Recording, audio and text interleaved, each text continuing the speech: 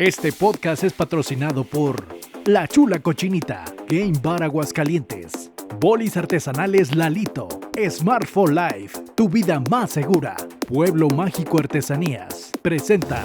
¿Qué tal? Muy buenas tardes, noches, días, según la hora en que estén escuchando este podcast. El día de hoy estamos muy contentos, como todas las semanas, de recibir a todos nuestros invitados. Nos encontramos aquí en el Villarcito Café, obviamente disfrutando de una rica agua. El día de hoy era agua porque ya se terminó la feria y estamos recuperando energías. Y tenemos el gusto de tener hoy aquí como invitado a un gran teacher, a un gran maestro de la locución. Él es Carlos Estrada. ¿Cómo estás, Carlos? Muchísimas gracias por la invitación, muchas gracias, saludos a todos.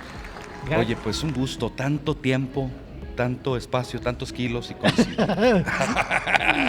No, déjenme les platico así brevemente. Carlos Estrada fue mi maestro de locución ya hace algunos ayeres.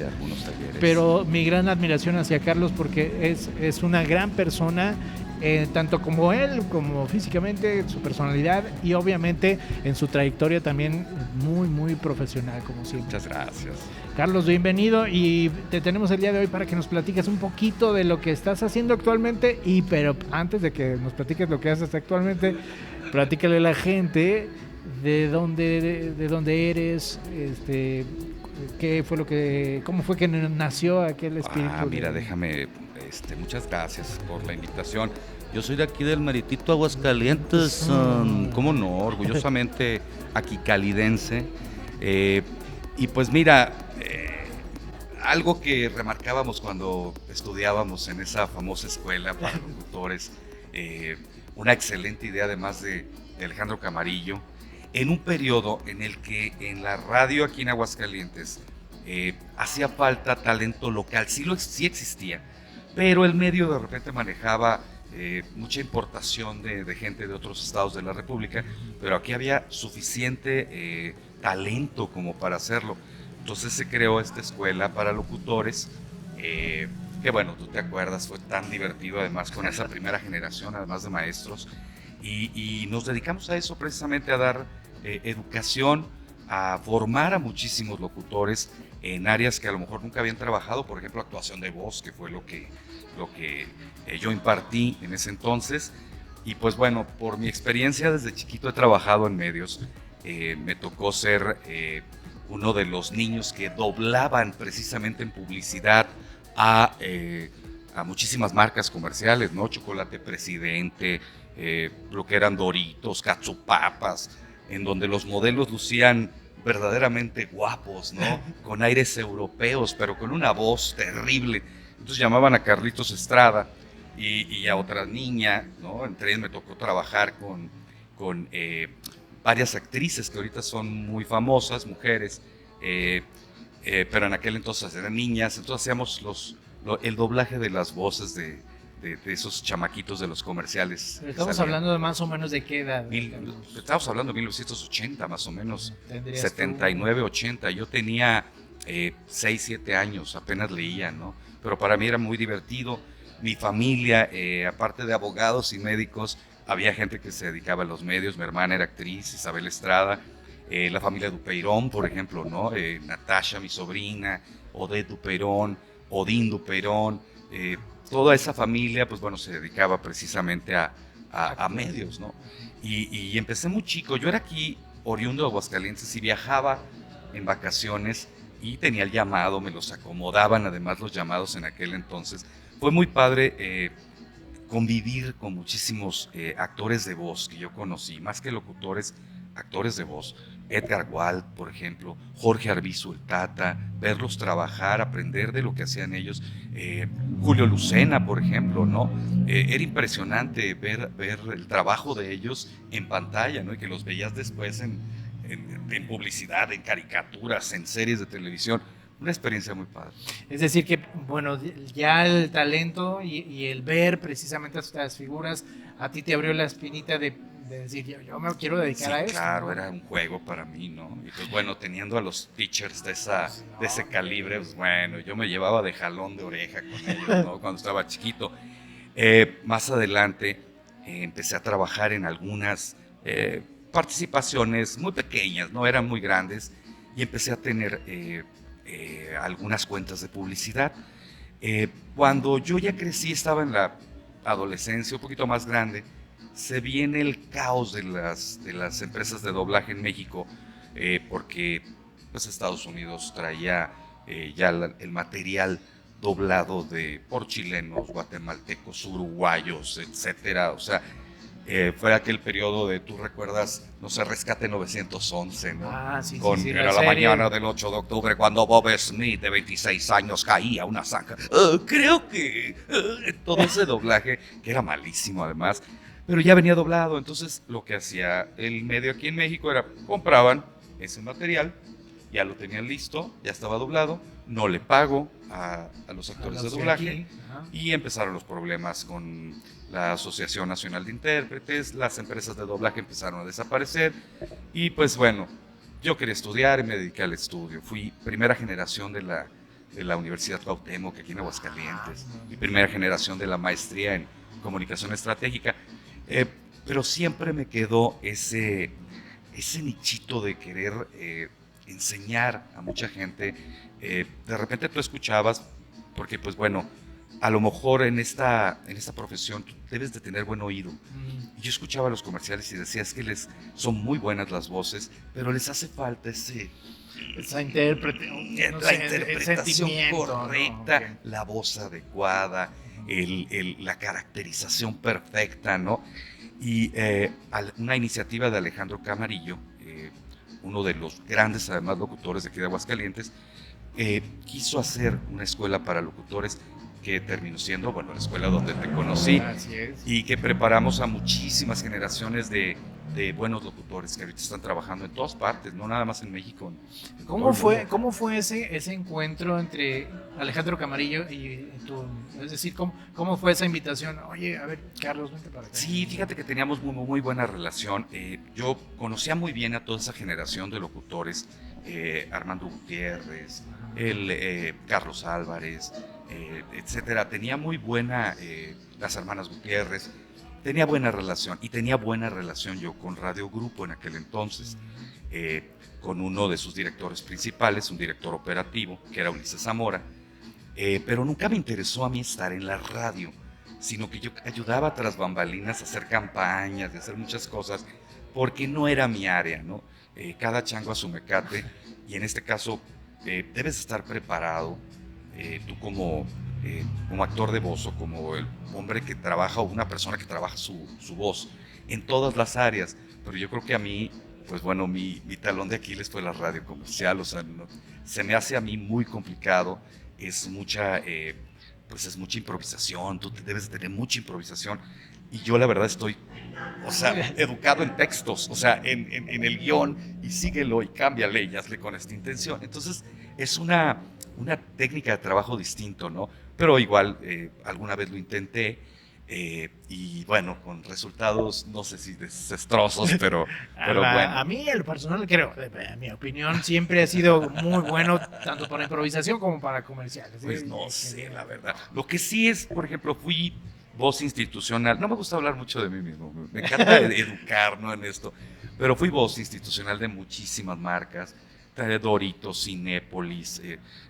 A mí de repente se me olvida. Yo soy de las personas que trabajan y siempre quiere crecer, y quiere aprender más, y quiere distintas áreas, ¿no? Sé dónde no puedo muy bien, pero en otras las intento, o conozco, o me empapo un poco de ese asunto.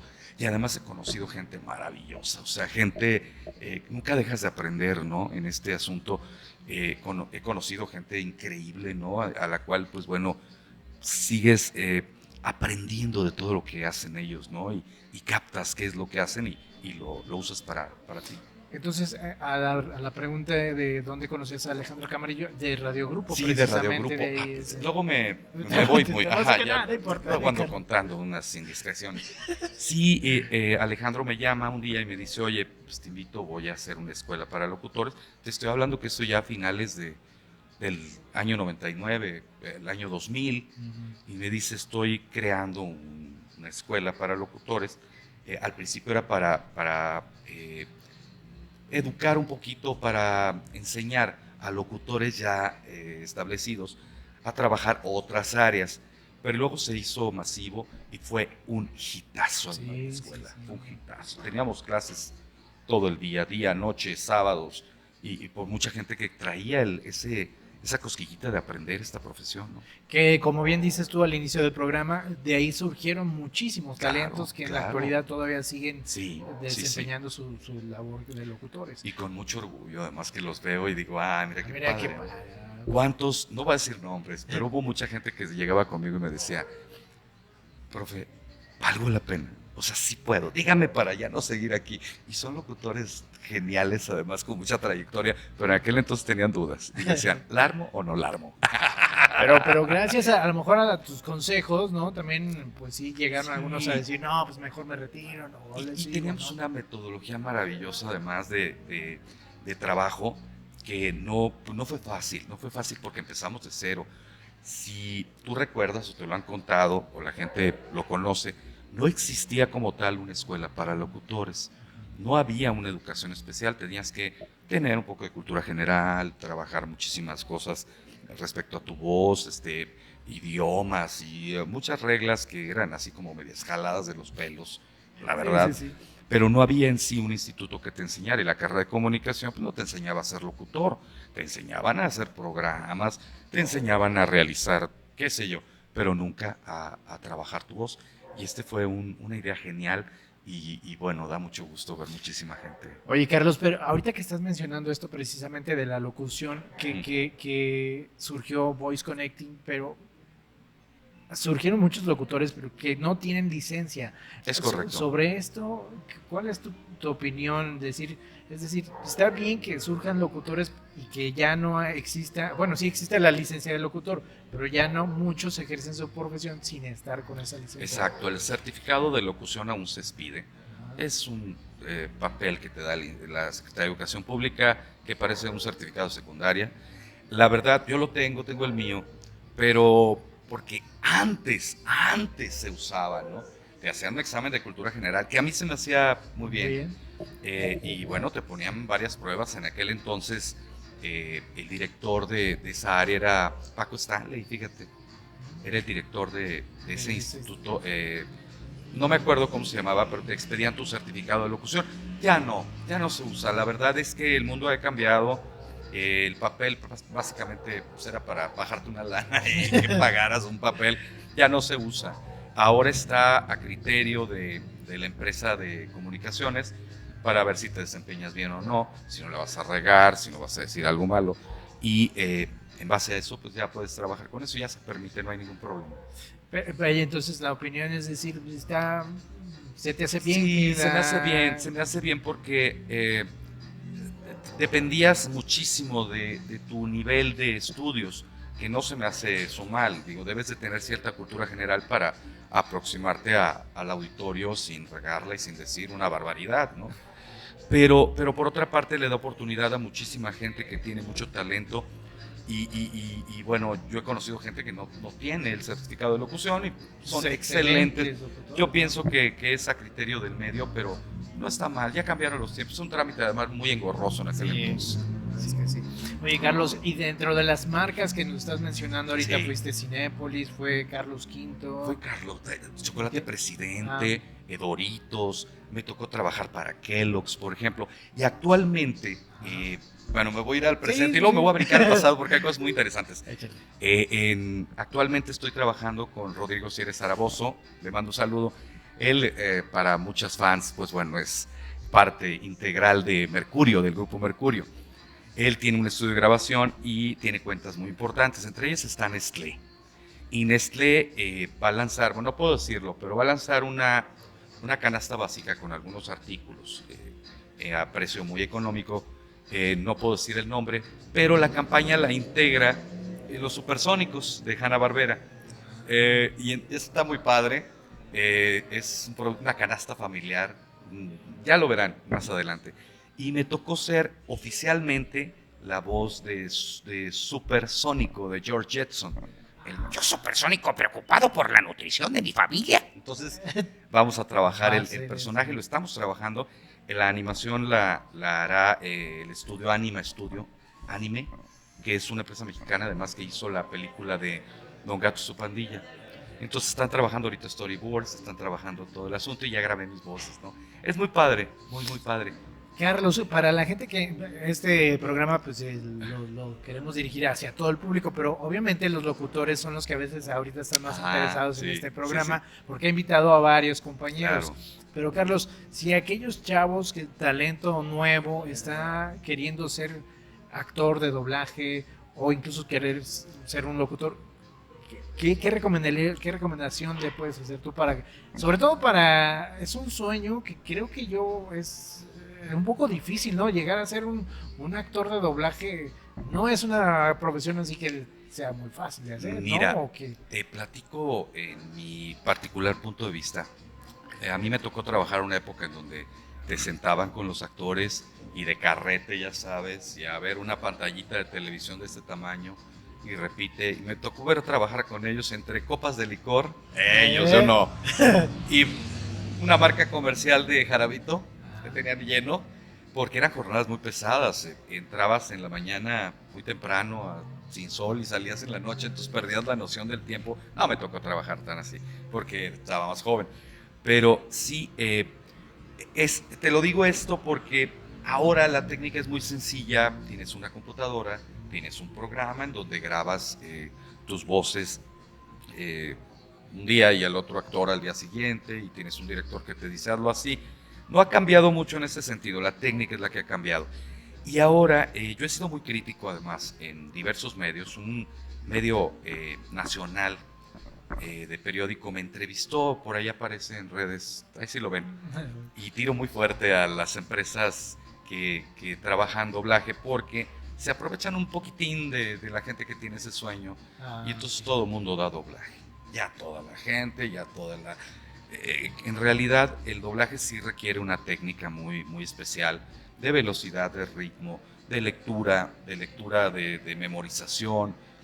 Son loops muy cortos, hay que darle la intención, y de repente pues no todos pueden ser buenos actores de la noche a la mañana, porque esto involucra actuación. Sí. Debes de tener una formación como actor, tanto de voz como de físico, ¿no? Entonces sí requiere cierta técnica que se ha ido, no sé cómo decirlo, no quiero sonar muy querido, esto tiene que ser muy divertido, no muy deprimente.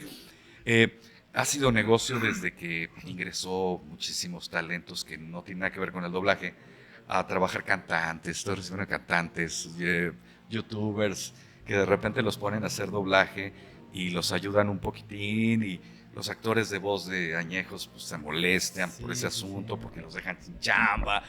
En fin, mi consejo es, escojan un buen instituto o una buena escuela o un buen actor que les dé una buena técnica. Puede ser el actor más famoso de voz, reconocida su voz en todas y cada una de las caricaturas japonesas, irlandesas, norteamericanas, pero si no tiene una buena técnica para enseñarte, te va a dar a tole con el dedo y te va a decir, ay, mira, grábale ahí eso, ah, qué bonito, ya estás, ya eres actor de doblaje. Sí, es de muchos años de preparación, no es de un curso, es mucha, pero se puede hacer. Hay que buscar la escuela adecuada o el instituto adecuado para poderlo realizar. Incluso es una especialidad dentro de los locutores. Sí, claro. El doblaje. Claro, ¿no? claro, sí. Mira, por el hecho de que te he dicho que yo he trabajado de chile, mole y de pozole, bueno, hasta en noticiero he trabajado, y eso fue muy divertido. Ahorita lo platicamos. Pero sí, recomendarles que busquen, que tengan un poquito de sentido común al momento de escoger en qué lugar vas a aprender precisamente esta técnica tan importante, y que seas un buen actor de voz. Oye, platícanos esa anécdota del noticiero. A ver, sí me acuerdo haberlo visto, pero qué mejor que él no lo en aquel entonces, estoy hablando de que fue hace 15 años, 16, 17 años, mi querido Carlos Merino, que le mando un abrazo de aquí al cielo, me llama, fue mi compañero en la universidad, me llama y me dice, oye, fíjate que estamos haciendo este noticiero aquí y queremos hacer algo parecido a lo que hace Andrés Bustamante, el Wiri Wiri, con Pedro Ferri-Secón, que es llevar personajes en la radio y hacer mofa de políticos y hacer muchas cosas. Y dije, oye, suena padrísimo el reto, vamos a hacerlo, ¿no? Me invita y empezamos a trabajar en la estación. En aquel entonces entró César Rojo, por ejemplo, a radio. Y bueno, dentro de esas llamadas que le hacían al conductor del noticiero, no voy a decir cuál, ya saben. Ya saben, muy famoso en Aguascalientes. Entraban personajes diario. Aquí el reto era superar lo que había hecho Andrés Bustamante, que bueno, no supera, pero lo hacíamos cada día de la semana con un personaje distinto y lo variábamos, ¿no? Teníamos el informóptero que volaba por el cielo, ahorita te platico una buenísima además. Teníamos a Austreberto Barrios, Arias el rostro chicano. Caro cholo que hablaba así, loco, mira, déjate digo, tira paro, ¿no? Entonces hacíamos un cholo que criticaba, era una crítica política, a final de cuentas, social y política. Teníamos un policía, Agapito Macanas, teníamos un niño declamador, se transmitía desde la escuela primaria urbana Herbal número 26, estado de coma. La maestra Tecla Varela Estaca, estaba la directora, se hacía un enlace con el noticiero y entonces el niño declamaba, eran un honor según eso. Y el niño hacía rimado, tirándole a algún político, a alguna personalidad dentro de la política, rimado todo. Y era, tengo una voz como la de Chabelo.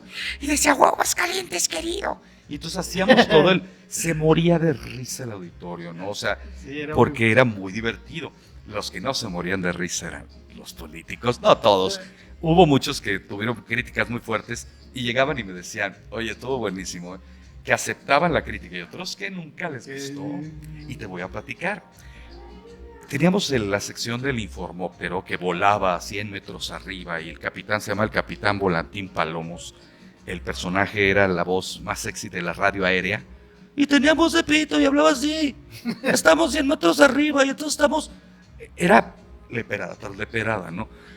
Resulta que un político X, de un partido X, llama por teléfono, que acaba de perder además las elecciones, llama por teléfono al noticiero y dice, oiga, déjeme le digo que el político que quedó a cargo de este puesto muy grande en Aguascalientes dijo que había cero tolerancia para la gente que se estacionara en línea amarilla, etcétera. Y su camioneta está estacionada en línea amarilla. Yo pensé a través del monitor cuando estaba escuchando eso, dije, habiendo tantos problemas en Aguascalientes, ¿está preocupado por la... Sácame al aire ahorita. ¿Cómo? Sácame al aire ahorita con el Volantín Palomos. Corre. Oye, espérate. Con el político en la línea, dice, espérame tantito, dice el conductor del programa. Tengo un enlace con el informóptero, que era una mentira, no volábamos ningún informóptero.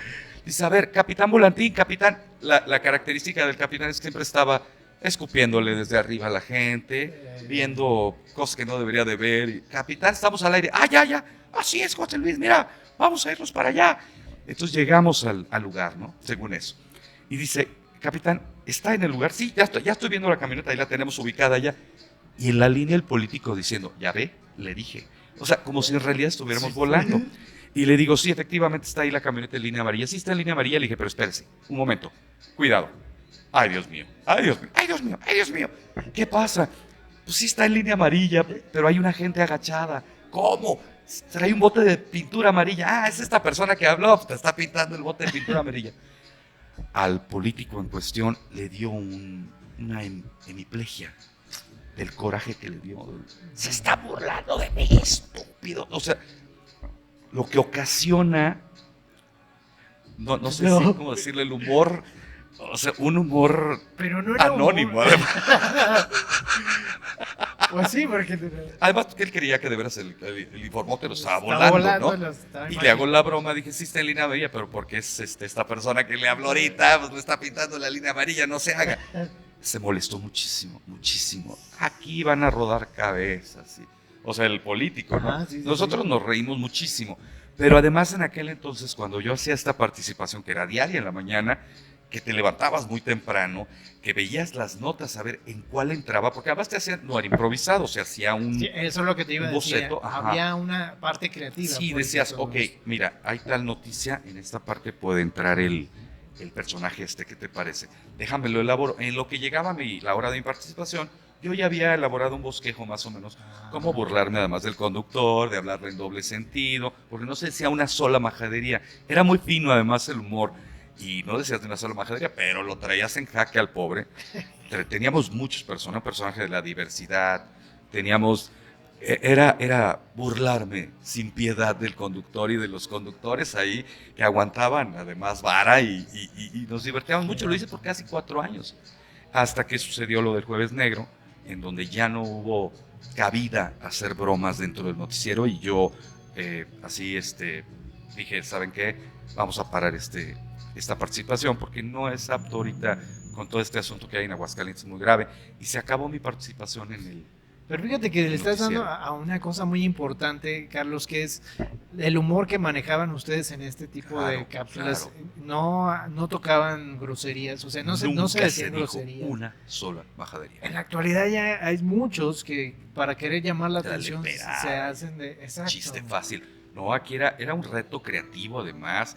Me tocó ser además director creativo de una agencia de publicidad, entonces fue muy divertido y yo sabía... Me gusta escribir mucho y me gusta rimar y me gusta escribir de repente poesía. Sabía que podía hacer guiones, ¿no? Entonces, vamos a elaborarnos algo que quiera decir...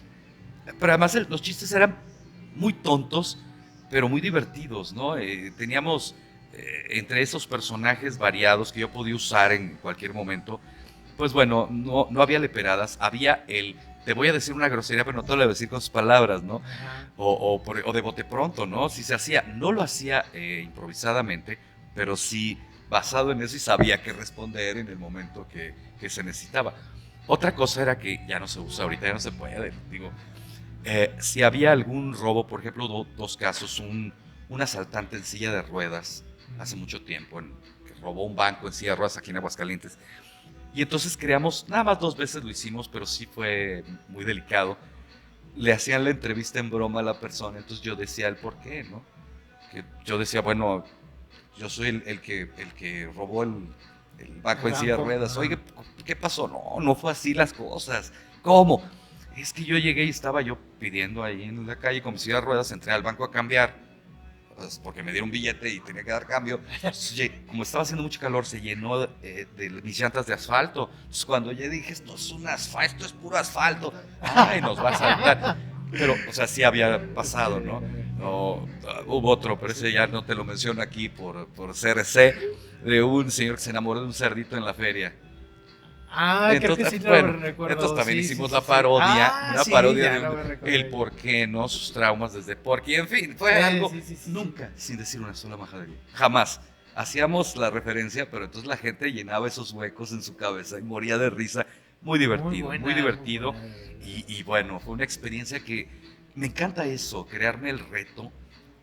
Sucedió que fue el sexenio pasado en Radio y Televisión de Aguascalientes, por una invitación de José Luis Márquez, el director de Radio y Televisión de Aguascalientes del sexenio pasado. Me dijeron, vamos a hacer un programa sobre cultura geek, sobre cultura friki, que hables de coleccionables, que hables de muchas cosas que le gusta mucho a la gente, ¿no? Star Wars, qué sé yo. Y lo hicimos, ¿no? Y fue un reto para mí porque yo nunca había hecho radio en vivo. Acostumbrado a los guiones, acostumbrado al te equivocas, hazlo de nuevo, y aquí no tienes segunda oportunidad. Bueno, a excepción del noticiero, que ahí sí hacías... Claro, claro, pero yo ya traía una base. Aquí es, aviéntate como viene, lleva un ritmo. Fue difícil para mí acostumbrar al principio, pero fue un reto a pesar de mi edad y todo. O sea, vamos, lo yo siempre soy viejito, voy a cumplir 50 años. Cabrón, 50 años en 10 días más, fíjate. Entonces, cumplo mi tostón. Bueno, pero lleno de experiencias de gente que he conocido y nunca deja de aprender uno, ¿no? Estuve después en un programa de revista que nunca había hecho con Charis González, a quien le mando un abrazo, a mi maestra querida, mi gran amiga, mi hermana Charis González. Ella me enseñó a trabajar un programa en vivo, un programa de revista que yo nunca había hecho.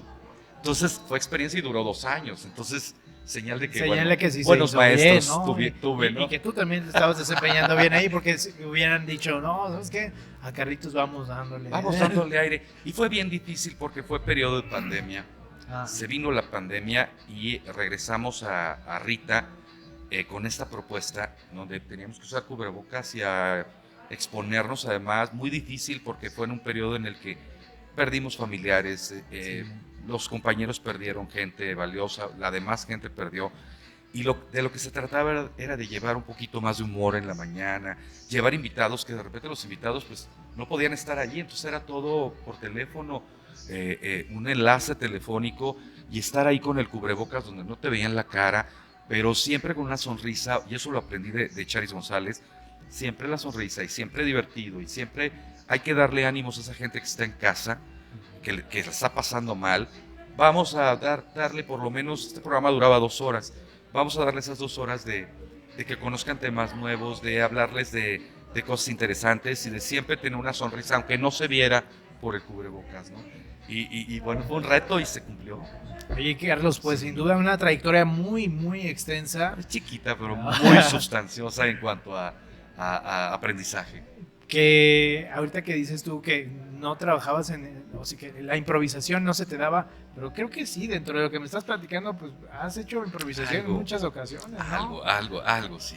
Actor también, estuviste de Fíjate que teatro. de niño, trabajé de niño, de muy pequeñito, después te muestro algunas fotos ahorita que traigo aquí. Me tocó trabajar de niño mucho, de hecho fui, y no soy Marta Higareda, me tocó hacer el casting para Chiquilladas, y me quedé en Chiquilladas. Ah, sí, estuviste El ahí. problema es que yo vivía en Aguascalientes y yo no podía irme a vivir al DF, ¿no? Ajá. Aunque tuviera familia. En la escuela no me dieron permiso.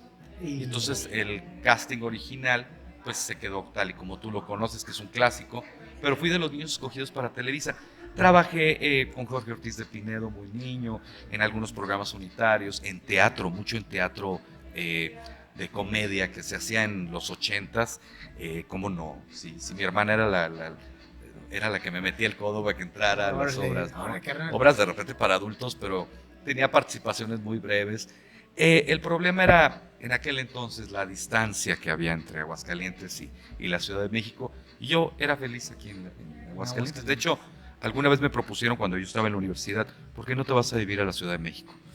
Vete a vivir a la Ciudad de México para que tengas mayores oportunidades de casting, por ejemplo, en cuanto a trabajos.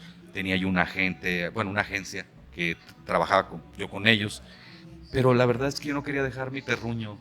O sea, yo era feliz aquí. Aquí en Aguascalientes. Sí, y yo quería seguir estudiando, y nunca dejé de estudiar. Entonces, yo quería seguir, tener una carrera, era mi prioridad, ¿no? Ya lo que viniera después, ya lo que fuera. Y actualmente trabajo en el Instituto de Educación, me encanta la educación, siempre he sido maestro. Mi familia es propietaria de un colegio particular y toda la vida he estado involucrado en las cuestiones de educación. Y Oye, mi Carlos, entonces estábamos hablando de que actualmente estás trabajando en el...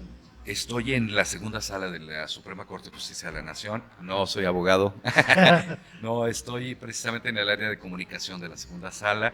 Me toca hacer todos los boletines de prensa y todo desde las 4 de la mañana. Y los hago aquí desde Aguascalientes. No hay tengo que ir a la Ciudad de necesidad. México varias veces, pero lo hago desde aquí, ¿no? Desde aquí se hace. Las ventajas del trabajo en línea. Ya que puedes trabajar en línea. y Sí, puedes claro, hacerlo desde claro cualquier que es punto. importante. Oye, Sí, es un Carlos, reto a final de cuentas, ¿no? Carlos, para ti, algún momento de tu vida donde dijiste, no, ¿sabes qué? Yo ya no me voy a dedicar a esto. Sí hubo algunos Sí, momentos. varios, muchos, yo me imagino. Dependiendo de la edad, es donde dices, bueno, ok, porque no estoy cerca de la Ciudad de México, no puedo tener a lo mejor el trabajo que yo hubiera querido, o los trabajos que yo hubiera querido. Cuando pasó todo el asunto que empezaron a desaparecer las lugares donde se doblaba, yo dije, esto se va a terminar, ¿no? Esto, o sea, ya se acabó. Sí hubo momentos en mi vida en donde dije, ya, basta es basta, o sea, ya no lo puedo hacer, hay que darle oportunidad. Y esto lo hice muy consciente cuando decidí dar clases. Dije, es que habemos muchos que ya disfrutamos esta profesión y hay que darle oportunidad a las nuevas generaciones, ¿no? A nuevas generaciones de chavos. De repente veo gente, bueno, no todos, me voy a oír muy feo, pero veo gente encasillada en lo mismo después de mucho tiempo, y a mucha gente le puede llamar experiencia. Dice, no, es que tiene toda la Tantos experiencia del mundo. años. Ajá. Pero si eres consciente, yo creo que debes de darle paso a la más gente, ¿no? A que trabaje más gente. Bueno, en mi caso, ¿no? Lo estoy viendo como una perspectiva personal, abrirte campo a otras áreas, ¿no? Que eso ha sido una de mis prioridades en mi vida. Me quedo aquí, ok, estoy muy bien, pero hay que brincar a otras cosas, ¿no? Hay que crecer o hay que aprender otras áreas, y eso es lo que te hace manejar un poco más todo este abanico de posibilidades dentro del medio, ¿no? Es decir, no quedarte en el área de confort. No, porque es un área de confort, exacto. Siempre tratar de salir de esta área para buscar nuevas oportunidades. Sí. Y a la vez de que lo haces, como bien lo dices tú, Uh-huh. Tú buscas otra oportunidad y le abres espacio para otras personas. Ese fue el objetivo de enseñarles. De repente había locutores, pues bueno, muy egoístas, ¿no? Oye, enséñame. No puedo. Por miedo a que se les perdiera su espacio, ¿no? Te estoy hablando hace muchísimo tiempo. Pero afortunadamente ya no pasa eso. Entonces, Carlos, pues sin duda muchas gracias por haber estado aquí con nosotros. al contrario. Agradecerte porque nos compartiste tu experiencia. Muchas gracias. Sí, para la gente que nos está escuchando, créame lo que es una persona de muy buena vibra, una humildad, de verdad también. Gracias. Te lo agradezco, Carlos, porque por mensajito de Facebook, ahí fue como te contacté y me aceptaste la invitación. Y gracias por compartir esta poca experiencia hacia la gente. Sé que le va a ayudar mucho. Claro. Mira, no tengo redes sociales, las tengo privadas. Porque sí, a pesar de ser una gente muy aparentemente extrovertida, soy muy introvertida en ese asunto. No guardo ni mis trabajos que hice. O sea, precisamente por eso, ¿no? Para no quedarme en estancadillo. Tal vez los tengo para evaluarme y decir, ok, aquí la regué, pero puedo hacerlo mejor más adelante. Carlos, nuevamente muchas gracias por haber estado con nosotros y pues que no sea la última. Ojalá. No, al contrario. Y aquí estamos a la orden. Qué gusto de verte de nuevo. Gracias, Carlos, igual también. Pues ahora sí, despedirnos, Carlos, si quieres, no sé, alguna frase de algún personaje, pero no de Carlos, de algún personaje. No, les voy a dar una frase mía, bueno, no es mía. Acuérdense a lo que se vayan a dedicar. Dice una frase de Shakespeare: nuestras dudas son traidoras y por ellas perdemos el bien que con frecuencia pudimos haber ganado por miedo a intentarlo. Y la otra es: ¿qué hay de nuevo, viejo? Fíjate nada más. No, muchas gracias. Gracias y un abrazo. Para los que quieran estudiar esta profesión, pues busquen las opciones adecuadas y adelante, ¿no? Y pues bueno, invitar a la gente que te escuche, además, está padrísimo. Gracias, Carlos. Sí, pues muchas gracias nuevamente por haber aceptado. Gracias, Carlos. Muchas gracias. Nos despedimos. Este fue el podcast Radio Aguas. Muchísimas gracias a todas las personas. Este podcast fue patrocinado por La Chula Cochinita, Game Bar Aguascalientes, Bolis Artesanales Lalito, Smart for Life, tu vida más segura, Pueblo Mágico Artesanías. Presentó